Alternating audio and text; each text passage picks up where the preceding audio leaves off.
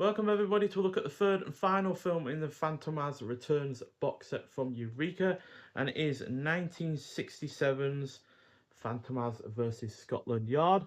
So this isn't the only film from the 60s that has had versus Scotland Yard on it. Obviously we've looked at a Dr. Mabuse film from earlier this year that also had that same similar title.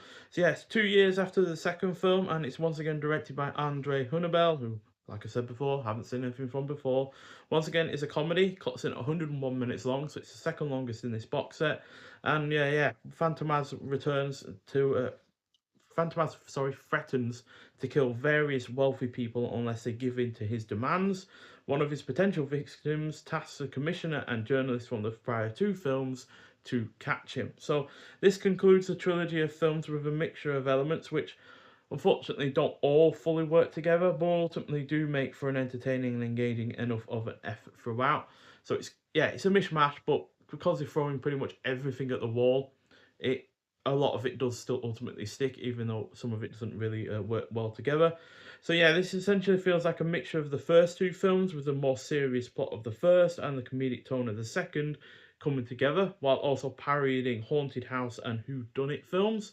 That said, despite all of the aspects at times conflicting with one another, this was no worse than the second effort, while still featuring the usual array of positives, be it from the cast to the score and the several laughs, because this is still really funny.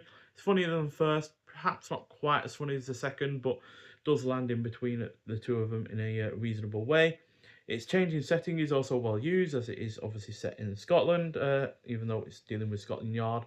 I initially thought that's how the filmmakers confuse the whole film, but it's set in Scotland because the person that tasks the commission and journalist lives in Scotland in a castle, but Scotland Yard is involved as well alongside those two. Um, the pacing is also on point and the production is decent. There's also a lot less in the way of stunts in this one than the previous two. There is a fairly decent stunt with a guy hanging out of an airplane, but that's pretty much it, unfortunately. Now, there was a fourth film that was planned called Fantomas in Moscow, but because the two leads, Jean Marais and Louis Defoon, did not get along, they both refused to work together again.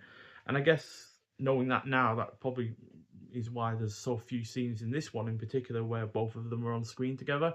So yeah, that's probably why, because they didn't get along together, and that's a bit of a shame because even though this again gets 3.5 out of 5 like the previous film, it's still a really rather solid trilogy overall, and one that I do highly recommend seeking out, especially if you are into your comedy films from the 60s. Although, like I said, with the first film, there are other effective elements within these as well, like crime, action, and good stunts as well. So yeah, shares the second disc with the second film as well. So I'll just get the first disc away,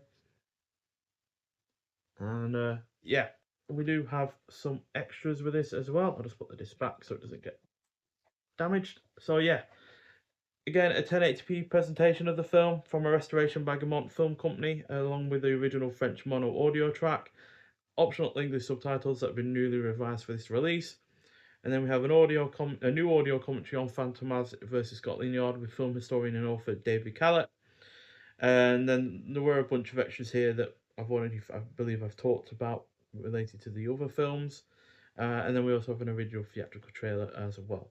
So yeah, overall a solid trilogy. I'm gonna give it 4 out of 5, just even though because like I said, I gave the previous film and this one 3.5 out of 5 and the first one 4 out of 5. I'm gonna give it 4 out of 5 overall, just because of how enjoyable these were. Yes, I can see the flaws. Yes, I can see some of the elements that just aren't working all that well, but on the whole, really funny throughout, and yeah, good cast that they've obviously been able to keep consistent. It's not just the journalist and the commissioner actors who play those that stuck around, but also there were other actors as well, like the journalist's fiance and such. So yeah, they were able to keep it fairly consistent across the cast. It's just a shame that they couldn't bring out a fourth one to properly cap off the series, because spoilers, Phantomas does escape in this one again, like he does in the previous two. So don't get a particularly satisfying conclusion to this series as a result of the fact that the fourth one wasn't made, which is a shame. But still, overall, really, really good, and another solid box set from Eureka from this year, after releasing what, 4, 5 other ones. So Yeah, they've released quite a lot this year in terms of box sets, and yeah, all of them have been fairly consistent in terms of